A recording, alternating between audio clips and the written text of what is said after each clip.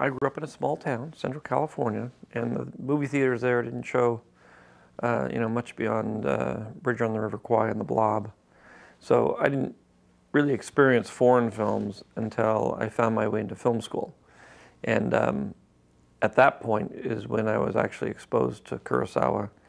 And a friend of mine, John Milius, actually was a huge fan of Kurosawa's. And so whenever a film was showing, he'd say, "Oh, you got to come and see this. You got to come and see this." And after the first one, the first one I saw was Seven Samurai, and after that I was completely hooked. I said, this is really good. It's hard to really appreciate the true genius of Kurosawa, I think, until you've seen a few of the films, and then you've been able to see other films at the same time and be able to realize his visual style. My favorite of all time is really Seven Samurai. Then maybe Yojimbo, and then Akira, and maybe Hidden Fortress at that. So it's not at the very top of my list, but I was impressed and I liked it. And it's really his visual style to me that is so strong and unique, and again, a very, very powerful element in how he tells his stories. I think he comes from a generation of filmmakers that were still influenced by silent films, which is something that I've been very interested in, having come out of film school. That the visual graphics and the framing and just the quality of the images goes a long way to telling the story and setting the mood, and you're not going to find really a lot of filmmakers that have the facile quality with the medium that Kurosawa had. A lot of things happen within a frame, and then at certain points he'll go and he'll do lots of cuts. But he does know how to play a frame out. He uses long lenses, which I happen to like a lot, and it isolates the characters from the backgrounds in a lot of cases. So you'll see a lot of stuff where there's big wide shots, lots of depth, and then he'll come in and isolate the characters from the background, and you'll only really focus on the character. So he used a lot of camera techniques to kind of get to the point. In the beginning of Hidden Fortress, the first shot, for example, is the two peasants are panicked about something and everything, and you can't really see what it is. And the shot remains there as the horsemen sweep through it, and then you realize what's going on, and then they go away, and you're still sort of in the same frame.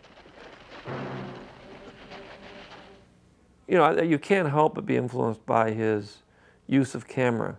In say Hidden Fortress, when he chases them into the camp and then gets caught. If you watch the camera movement in there, and again, long lenses panning with the riders as they go into the camp, it builds in intensity until such time as suddenly it stops, and he's surrounded by all these people of the opposing side.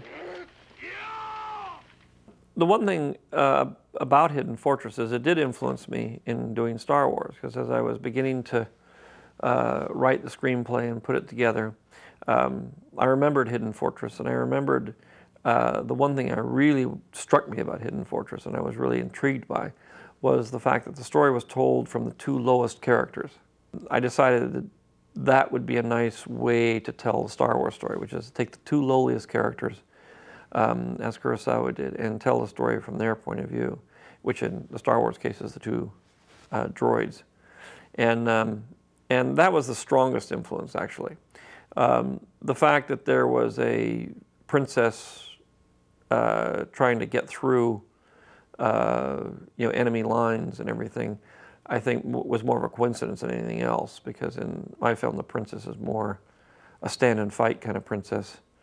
In the beginning I did have, in some of the first drafts, I had a little bit more of her and a Jedi, an older Jedi, trying to escape and that sort of thing, but then it evolved eventually into the story of Luke. I think all stories have been around for a few thousand years.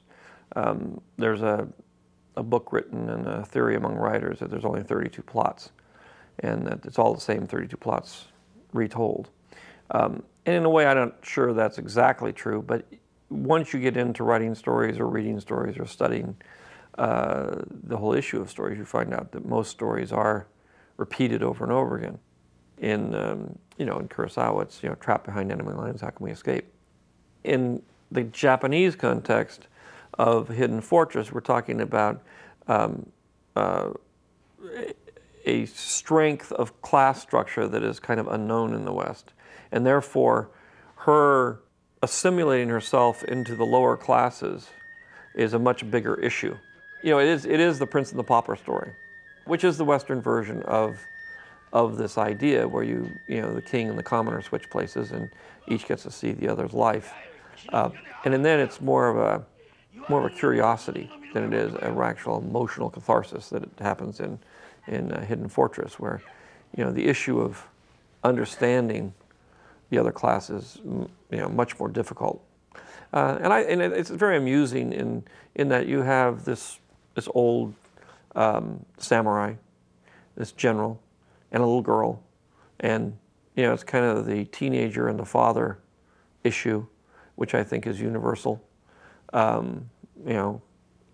Fathers always trying to deal with their young teenage girls and having about as much success as what goes on in that film.